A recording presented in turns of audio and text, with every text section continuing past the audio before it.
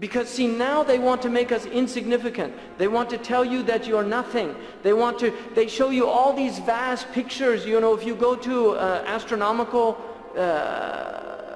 observatory, if you go to one of these places, they'll show you these films and they'll reduce you to nothingness. They say, oh, look here, you're from an insignificant planet in an insignificant solar system, in an insignificant galaxy, in the midst of billions of galaxies. This is who you are. You're nothing. And that's true. They're not lying. But if you go inside the human being, all of those vast spaces out there are also in you, inside you.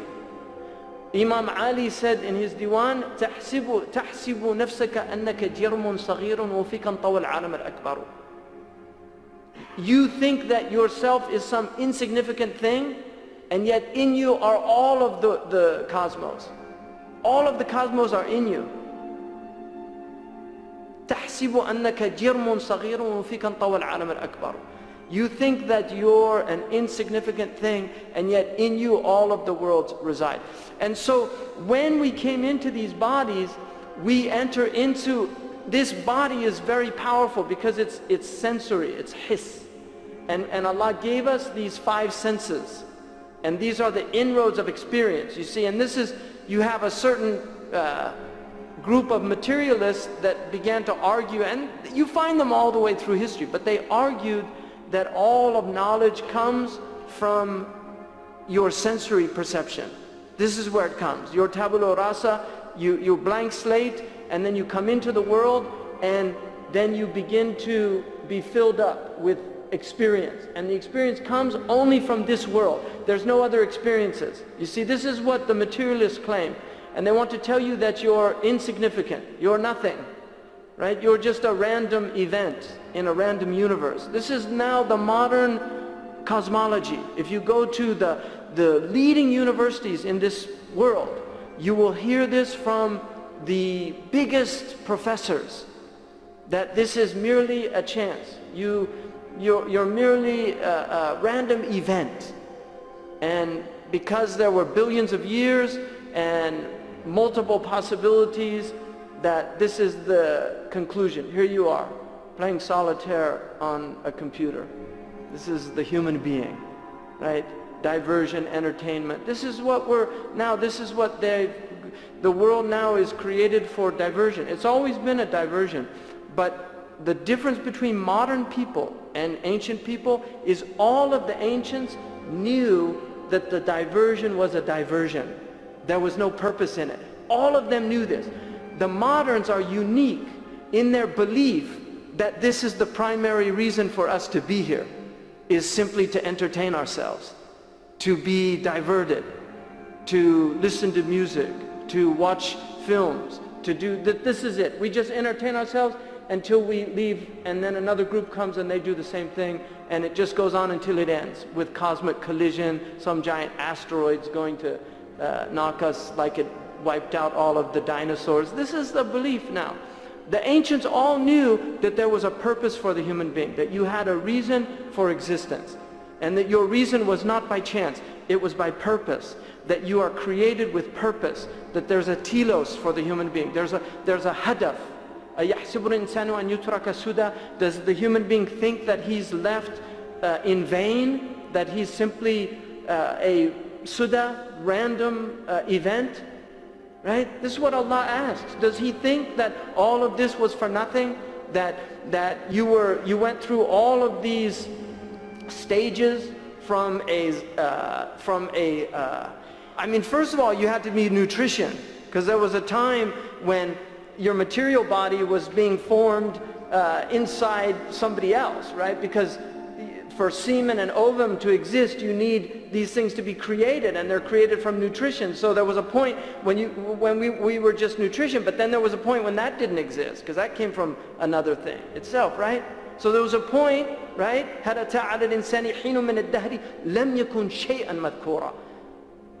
There was a time when you were nothing, and then you became something. So all of these events that happen, is it for no reason? There's no purpose to it? This is what the modern people want to tell people. And they're confusing people. It's not fair to people. Children by their nature are spiritual beings.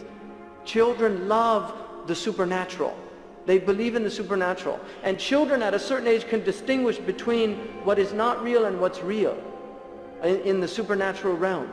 They know, they have a natural intuitive sense of, and they also know purpose.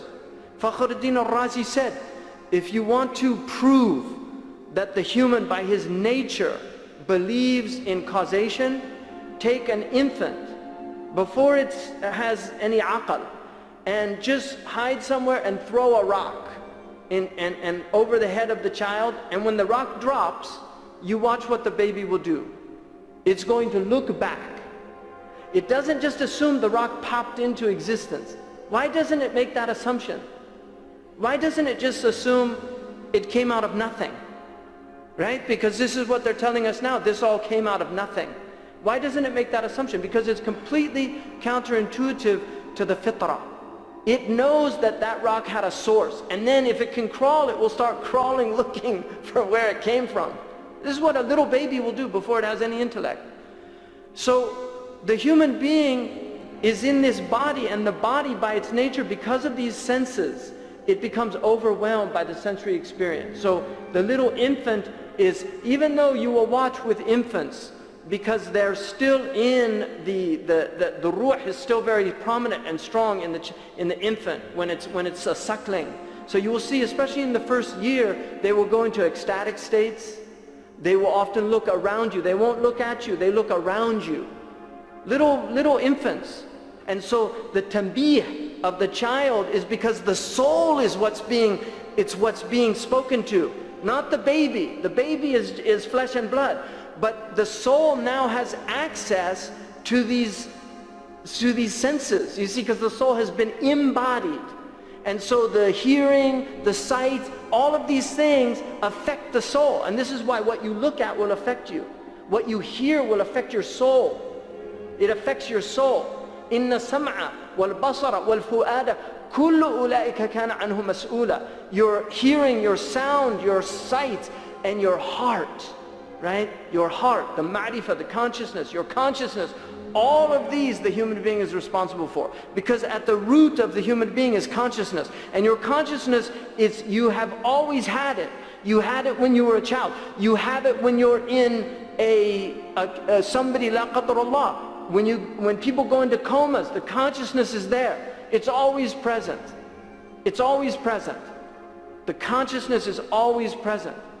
And that's what Allah subhanahu wa ta'ala He's given us these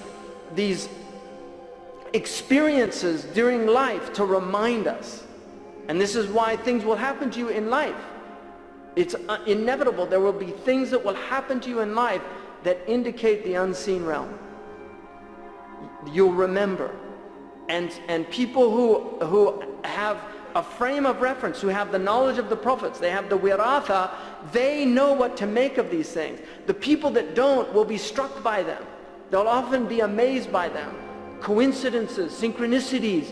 They'll be like Jung. Jung was very struck by all these things that would happen to him. And he knew something supernatural was happening, but he didn't know what it was, because he didn't have a science. And this is where the Muslims are.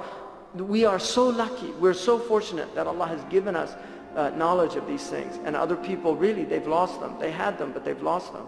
This is the last religion standing that has a complete cosmology that has not been polluted or tainted by other things. Really, it's all there in Islam. And so the consciousness that Allah has given you, it's embodied in this sensory experience. And so you have what is latafa and kathafa. You have the subtle body, right, which is this latif body, and then you have the kathif body, the material body. And these are, Imam Malik said, it's like the water in the twig. You know, it's like the water in the twig. In other words, the ruh is in your body. We're not dualist in that way, and we believe in the bodily resurrection, so we don't separate the two in that way that is often done in Western civilization.